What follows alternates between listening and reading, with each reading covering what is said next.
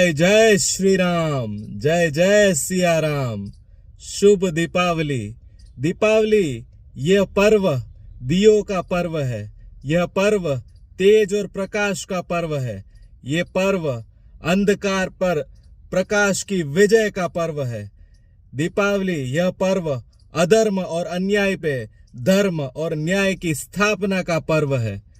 दीपावली यह पर्व जगत के तात अखिल ब्रह्मांड के राजाधिराज अयोध्याधिपति राजा श्री राम के अयोध्या पुनः आगमन का पर्व है। दीपावली पर्व का यह महत्व, दीपावली पर्व का यह उत्साह, दीपावली पर्व की यह शक्ति, इसका स्मरण होते ही हमारे तन मन में एक अनेरी चेतना का संचार हो जाता है।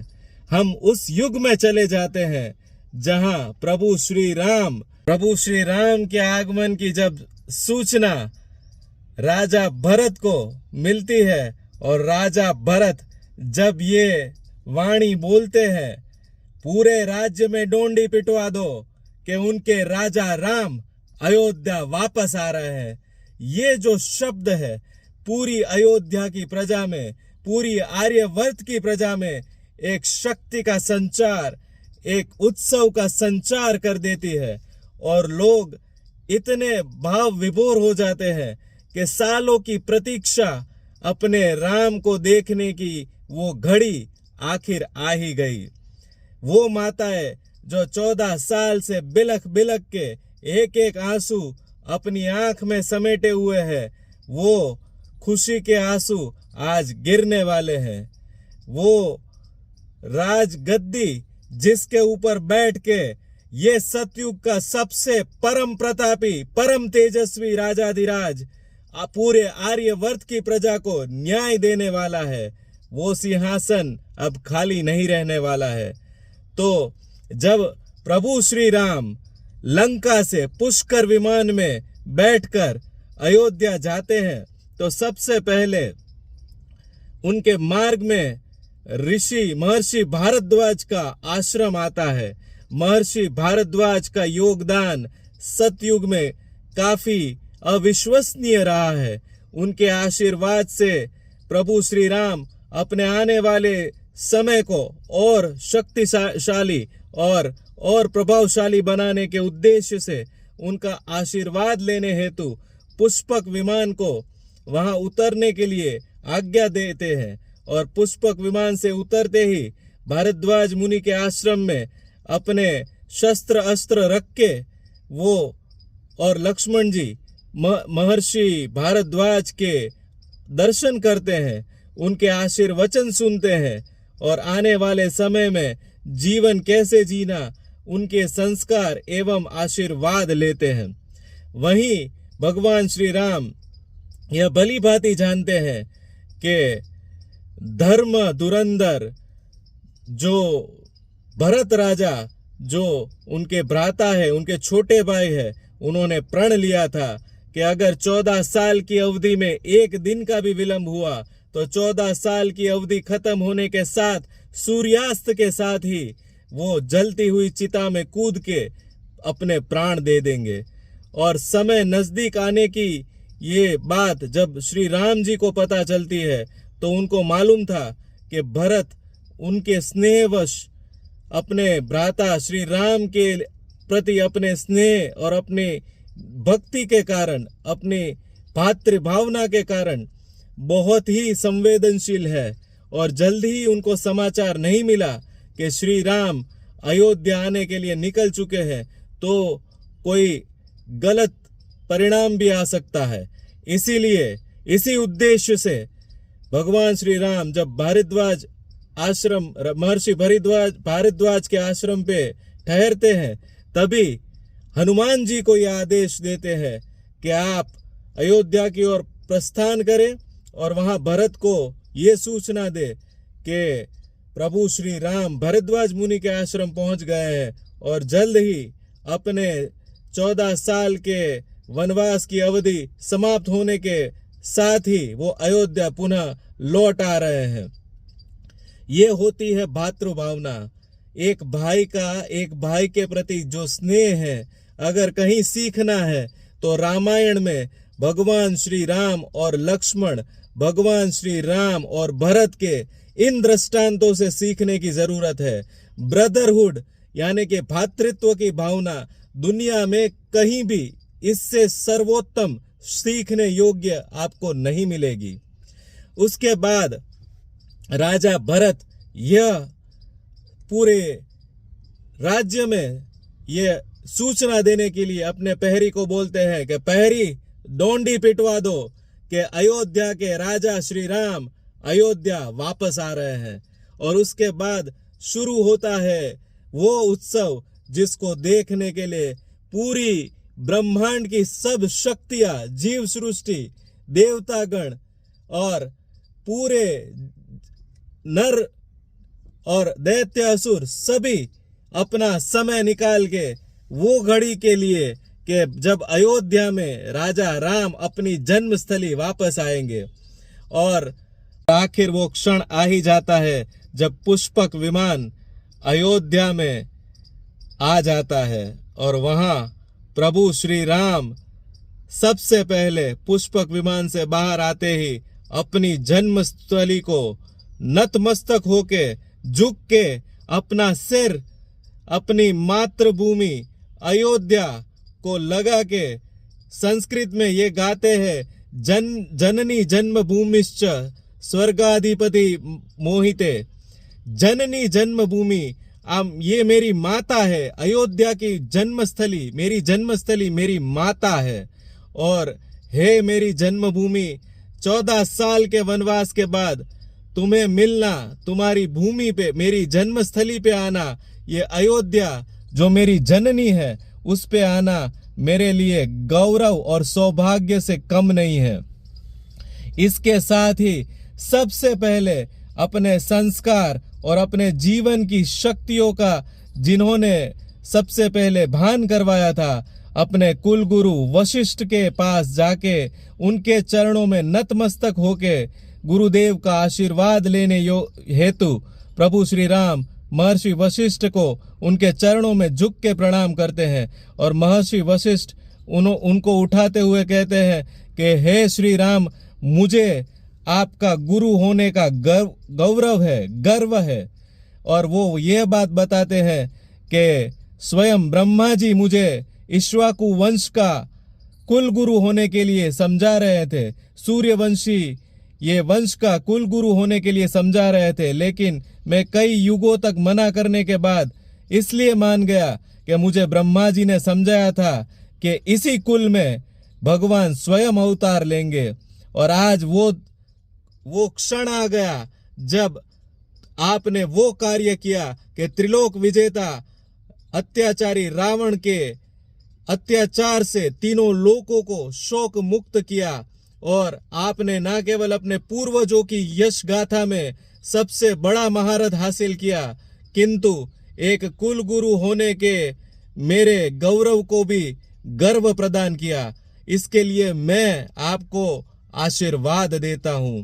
यह संस्कार और यह आशीर्वाद लेने के बाद प्रभु श्री राम सबसे पहले अपनी माताओं को देखते हैं और तीनों माताओं में सबसे पहले वो माता कैकेयी के चरणों में जाके उनको प्रणाम करते हैं। और माता कैकेयी को उनके साथ देखते ही माता कैकेयी रो पड़ती है और सीधा उन्हें गले लगा के राम राम करके बिलख बिलख के रोती है।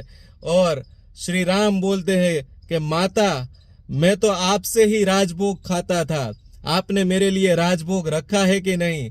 और माता रोते हंसते हुए कहती है कि हाँ, मैंने राजभोग रखा है, तेरे लिए मैंने अलग से निकाल के रखा है। और श्री राम अपनी वो बाल्यावस्था की नटखटताएं दिखाते हुए फिर से कि माता मुझे सबसे ज्यादा देना। और माता रोते हुए कहती है हाँ, तेरे लिए मैंने अलग रखा है। यह होते हैं संस्कार।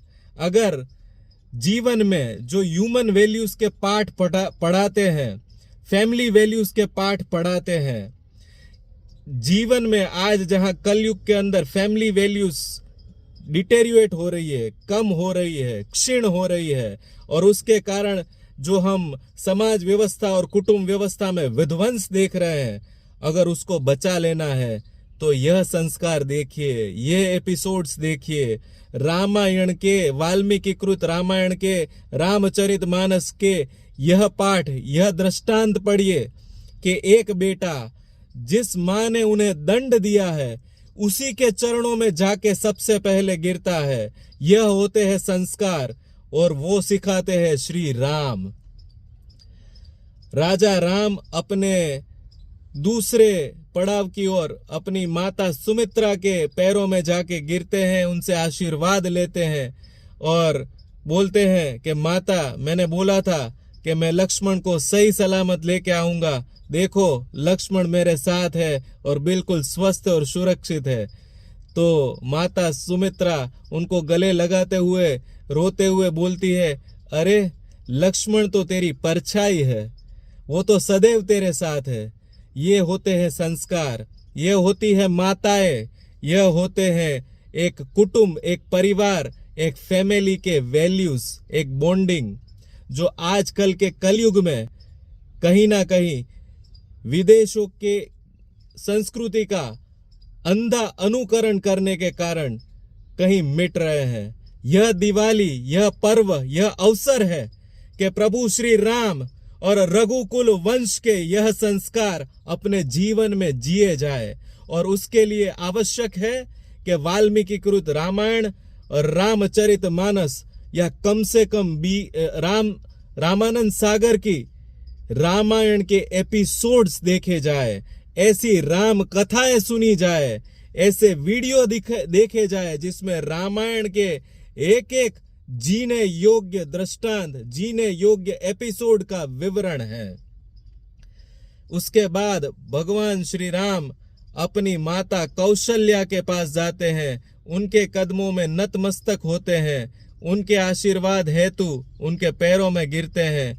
माता रोते हुए उन्हें अपने गले लगाती है कि राम, मैं तो तेरे साथ ही थी, जब भी तुझे कोई भी कष्ट हुआ, कोई भी संकट आया तो मुझे उसका भास था, किंतु मैं तुमसे दूर होने के कारण तुमको बता नहीं पाती थी कि मैं सब जानती हूँ, लेकिन मेरा आशीर्वाद सदैव तेरे साथ था। और राम भली भांति जानते थे कि हाँ, मेरी माता के आशीर्वाद के कारण ही यह संभव हो पाया है।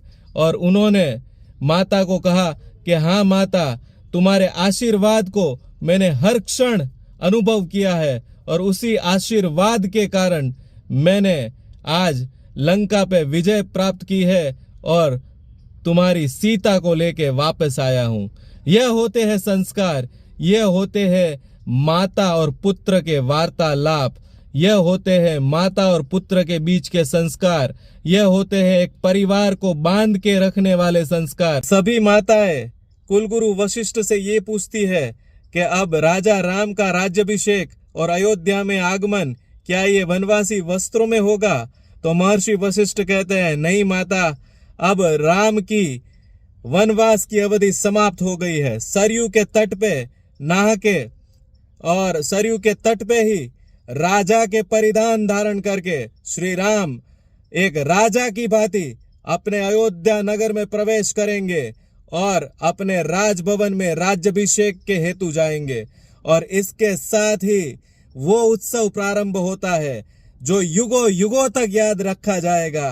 वो दीपोत्सव का प्रारंभ होता है जो आज एक हर एक सात्विक सनातनी के अंदर अपने श्री राम के लिए एक आग बन के दहक रहा है। वो प्रकाश जन्म लेता है जो अन्याय और अंधकार को मिटाने के लिए श्री राम के नाम से आया था। राम वो नाम है, रा से शुरू और माँ से खत्म। ये रा और माँ के अंदर पूरे ब्रह्मांड की शक्ति संचारित है।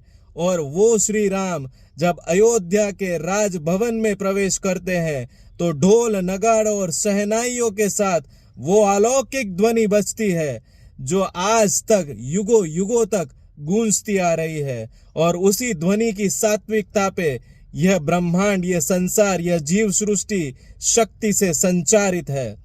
जब राजाधिराज अपनी सीता के साथ राज्याभिषेक के लिए राज सिंहासन को प्रणाम करते हुए राज सिंहासन के ऊपर बैठते हैं, तब कुलगुरु वशिष्ठ उनका शास्त्रोक्त मंत्रोच्चार के साथ, विधि विधान के साथ उनका राज्याभिषेक मुकुट पहना के करते हैं और उनके साथ ही श्री राम का राज्याभिषेक पूर्ण होने के साथ जय जय श्री राम, जय जय श्री राम, जय जय श्री राम ये उद्घोष होता है और पूरे ब्रह्मांड में राम का नाम शिव गर्जना के समान गूंजता है। कण कण, क्षण क्षण, हर पल श्री राम का नाम गूंजता है। और इसके साथ सर्वप्रथम महर्षि वशिष्ठ राजा के क्या उत्तरदायित्व और कर्तव्य होते हैं वो सब प्रजाजनों के सामने पूरे दरबार में राजा श्री राम को समझाते हुए अपना कर्तव्य पूर्ण करते हैं और श्री राम उनके आशीर्वाद लेते हुए यह बोलते हैं अपनी प्रजा को कि आज से मैं प्रजा का सेवक हूं, आज से न्याय और सत्य ही सर्वोपरि है, आज से वो युग का प्रारंभ हो रहा है जो मेरे पूर्वजों के द्वारा निर्धारित संचालन व्यवस्था, सूर्यवंशी रघुकुल वंशज की जो संचालन व्यवस्था है, जिसके ऊपर आज पूरे आर्यवर्त में एक मत है, उसको मैं कायम रखूंगा। उसके लिए मैं क्षण, समय, परिवार, मित्र, सखा कुछ नहीं देखूंगा। केवल प्रजा का सुख, प्रजा के सुख का विचार, प्रजा को न्याय देना ही मेरा सर्वाधिक और सर्वप्रथम कार्य रहेगा। उसके लिए मैं आज से इस राज्य का सेवक हूं और ये राष्ट्र की सेवा ही मेरा उत्तरदायित्व है। इसके साथ फिर से एक बार जय जय श्री राम, जय जय श्री राम यह उद्घोष होके पूरे ब्रह्मांड में श्री राम नाम का ध्वनि गूंजता है और पूरे अयोध्या में वो दीपोत्सव, वो रासोत्सव होता है जो युगों युगों तक याद रखा गया और सभी मेहमानों को भेंट सौगातें दी गई, पुरस्कार दिए गए, सबका सम्मान हुआ और भगवान श्री राम का गुणगान हुआ। ये है दिवाली, इसी कारण मनाई जाती है दीपावली और यही हमारी सच्ची संस्कृति है, यही हमारा सच्चा धर्म है, इसको ही हमें जीना है। आजकल के आधुनिक कलयुग में जब खान पान से, रहने सहने पहनने से हम विदेशी संस्कृति का अंध अनुकरण कर रहे हैं, तब हमें दिवाली जैसे पर्व में, दीपावली जैसे पर्व में हमें श्री राम के संस्कार जीने चाहिए। वाल्मीकि कृत रामायण और रामचरितमानस को अपने जीवन में उतारना चाहिए। कुछ नहीं तो रामानंद सागर की रामायण के एपिसोड्स देखने चाहिए और श्री राम का अनुकरण करके जीवन जीना चाहिए। तो मंगल भवन अमंगल हारी, द्रवहु सुदशरथ अजर विहारी। राम सिया राम, सिया राम जय जय राम, राम सिया राम, सिया राम जय जय राम। श्री रामचंद्र कृपालु भज मन, हरण भव भय दारुणम। नव कंज लोचन कंज मुख कर, कंज पद कंजारुणम। मित्रों, आपको अगर ये राम कथा, राम भगवान के अयोध्या में आगमन की गाथा अगर सुनने में, देखने में मजा आया तो ये वीडियो को लाइक और शेयर अवश्य करें। कमेंट में ये वीडियो आपको कैसा लगा जरूर से बताएं। कुछ नहीं तो जय जय श्री राम लिख के मेरा भी उत्साह बढ़ाए और ऐसी ही रसप्रद गाथाएं, कथाएं मेरी स्टोरी टेलिंग स्टाइल में सुनने के लिए, देखने के लिए अगले वीडियो में जरूर मिले। तब तक जगदम्ब।